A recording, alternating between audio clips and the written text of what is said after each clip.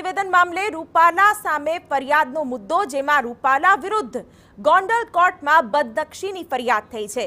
ચોરડી ગામના હર્ષદસિંહ ઝાલાએ આ અંગે ફરિયાદ નોંધાવી છે। ત્યારે રૂપાલા સામે વધુ એક મુદ્દો જે પડકાર બની શકે છે। રૂપાલા વિરુદ્ધ ગોંડલ કોર્ટમાં બદનક્ષીની ફરિયાદ થઈ છે। ચોરડી ગામના હર્ષદસિંહ ઝાલાએ આ ફરિયાદ નોંધાવી છે।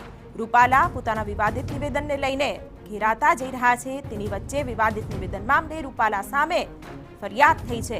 એક તરફ ક્ષત્રિય સમાજ કે જે માફી સ્વીકારવા તૈયાર નથી અને બીજી તરફ રૂપાલા વિરુદ્ધ ગોંડલમાં ફરિયાદ થઈ છે। ચોરડી ગામના હર્ષદસિંહ ઝાલાએ નોંધાવી ફરિયાદ। વિવાદિત નિવેદન મામલે રૂપાલા સામે ફરિયાદ થઈ છે અને એ નિવેદનને લઈને ક્યાંક આ ફરિયાદ કરવામાં આવી છે। ગોંડલ કોર્ટમાં બદનક્ષીની ફરિયાદ કરવામાં આવી છે। ચોરડી ગામના હર્ષદસિંહ ઝાલાએ ફરિયાદ નોંધાવી છે, એટલે હવે આ બાબતે ક્યાંક કાયદાકીય ગૂંચમાં પણ રૂપાલા ફસાતા દેખાઈ રહ્યા છે। અમારા સંવાદદાતા મોહિત ભટ્ટ આ વિશે વધુ માહિતી આપી રહ્યા છે। જી મોહિત, જે રીતે રૂપાલા દ્વારા જે ક્ષત્રિય સમાજને લઈને નિવેદન આપવામાં આવ્યું અને ત્યારબાદ જે વિરોધ છે તે હજુ પૂરો થવાનું નામ લઈ રહ્યો નથી।